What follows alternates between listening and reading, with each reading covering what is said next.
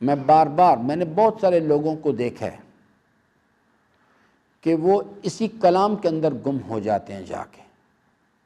وہ اس کلام کے بعض حضرات ہیں وہ اس کی عربی زبان کے پیچ و خم میں گم ہیں، وہ اس کے عربی قواعد و ضوابط، کون سی ضمیر کدھر پلٹ رہی ہے، کیا ان معاملات میں الجھے ہوئے ہیں.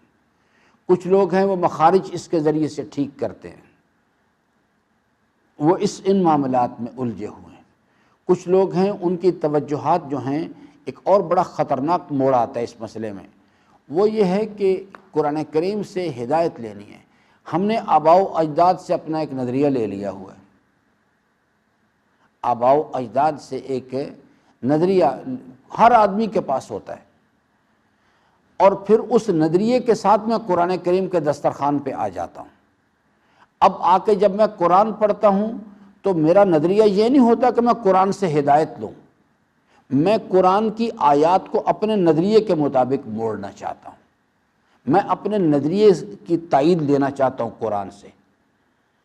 جبکہ قرآن کریم سے ہدایت لینے کا جو طریقہ کار ہے وہ یہ ہے. رہبر معظم نے، میں نے آپ سے سنایا تھا پہلے بھی، جب انہوں نے تفسیر قرآن کا درس کہنا شروع کیا تو پہلے درس میں یہ بات سمجھائی کہ اگر قرآن سے ہدایت لینی ہے تو پہلے اپنے نظریات کو اٹھا کے ایک طرف رکھو، لا الہ کرو. ہمارا جو مزاج ہے وہ یہ ہے، ہم خود نہیں بدلنا چاہتے، ہم قرآن کریم کو بدلنا چاہتے ہیں. ہم چاہتے ہیں کہ نظریہ پہلے سے لے کے آتے ہیں. وہ جیسے ہے تو ایک لطیفہ ہی، لیکن وہ یعنی ہے حقیقت جو میں بھی بات عرض کر رہا ہوں اسی قسم کی. ایک خاتون جو ہے وہ اس کا شوہر انتقال کر گیا، اور بچے جو ہیں وہ کہتے تھے کہ جی اس کی وراثت کا یہ بندوبست کیا جائے، اس میں تقسیم کیا جائے. وہ بیوی اس کو یعنی اولاد کو دینا نہیں چاہتی تھی. اب کیا کیا جائے جی اس کا علاج؟ مولانا صاحب کے پاس چلے گئے. مولانا صاحب سے کہا کہ جناب یہ جو ہے یعنی اس طرح سے صورتحال ہے تو آپ قرآن سے کوئی آیت نکالیں جس سے یہ بات ثابت ہو جائے کہ جو کچھ بھی ہے سب کچھ ماں. تو مولانا صاحب نے اس کے مطابق قرآن کریم کی طرف رجوع کیا. انہوں نے کہا اتنے پیسے آپ کو ملیں گے اگر آپ یہ میرا مسئلہ حل کرا دیں. تو اب معاشرہ جو اس کو تو پتہ ہی نہیں کسی بات کا. یعنی ایک بار ایک آیت کریمہ کا ایک حصہ ہے، انہوں نے مولانا صاحب نے وما کسب کو کیا کہ وما کسب، انہوں نے اس کو اس طرح سے تبدیل کیا وما کسب کہ ماں، اللہ تعالیٰ فرماتا ہے سب کچھ ماں کا ہے. انہوں نے اس کی یہ تعویل پیش کی اور اس کے بچوں کو بتایا کہ بھی اصل میں یہ سب کچھ تمہاری ماں کا ہے. اللہ تعالیٰ خود فرماتا ہے وما کسب. انہوں نے اس کو اردو میں ٹرانسلیٹ کیا اور سب کچھ کہا کہ نہیں ماں ہے. ہمارا مزاج یہی ہے، ہم اپنے نظریات لے کے آتے ہیں قرآن کے دسترخوان پہ، اور پھر قرآن کریم سے